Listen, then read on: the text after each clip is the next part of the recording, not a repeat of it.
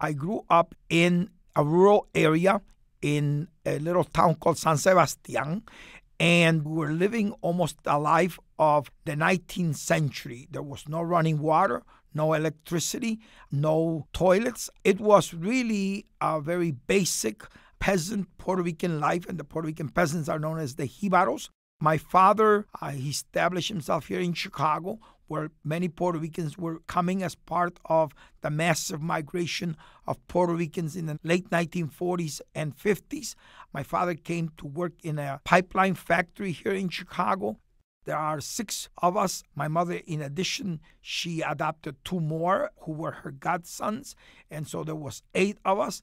And then my father remarried after he left my family in the 60s, so he has 3 children. So we are 11 children all total.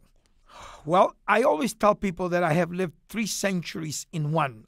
And in one day, I literally changed from one century to the other. On October 25th, 1959, when I arrived here, I was a little bit past 9 years old. It was the first day I got into a car. It was the first day that I learned to turn on a light. It was the first day that I got on an airplane. It was the first day that I was able to use a toilet. So in many ways, it was the first day that I knew about running water, that you didn't go and get the water in the wells. And I have lived into the 21st century. So I claim that I have lived 3 centuries in one.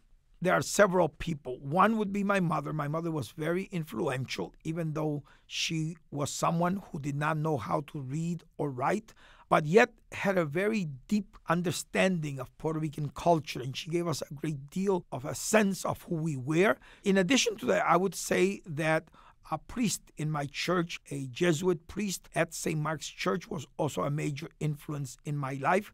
He challenged me to think differently. He was someone who helped the young people in the church.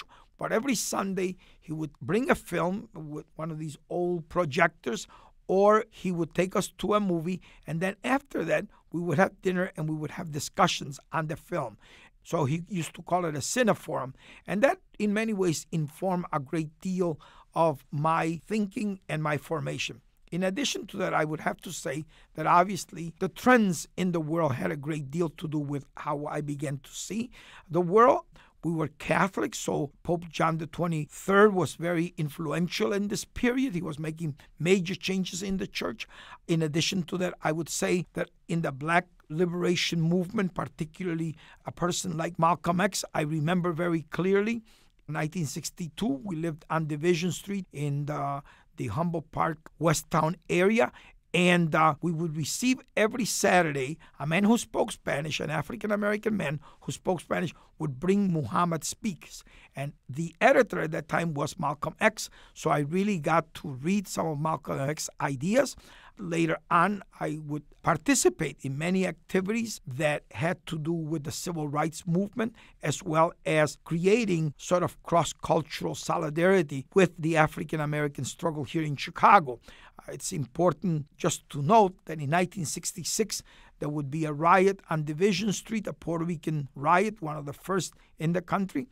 And it took place exactly a month and a half before Martin Luther King would come to Chicago and laid out his vision of why he needed to move the movement from just a movement of civil rights for Black people into really trying to understand race and racism in the North, and obviously proclaiming that Chicago was the most racist and segregated city.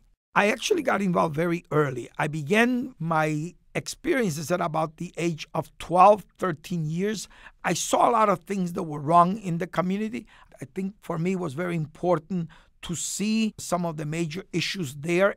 I saw a lot of police brutality. I came here and was put in a classroom in which Puerto Rican children were literally isolated, and instead of being put in the regular classroom, we were put in the courtroom because we were a problem. So I saw a lot of issues that really impacted on me and that I wanted to do something about it. I became very active very early in the schools that I was in to try to make some changes.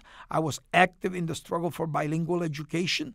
I was active in the struggle to open up many of the universities to accept and to recruit Puerto Rican and Latino students. I became actively engaged in the life of the community with my brother, who had just returned from Vietnam in 1967 and became a community organizer, Jose Lopez Rivera. And from there, we began to see the need to begin to create our own institutions. And so in the last 40-some years, I've been involved in creating the Puerto Rican Cultural Center, an umbrella organization of about 15 different initiatives, including a high school that has a Puerto Rican-focused curriculum. I've been involved in a whole series of initiatives to try to address issues of health, issues of education, issues of culture. And just a few years ago, I was very involved in creating the first Puerto Rican National Museum in the United States. My hopes for the future is that we could be part of this city and that this city really engages the imagination of all the people, of all the ethnicities, of all the races.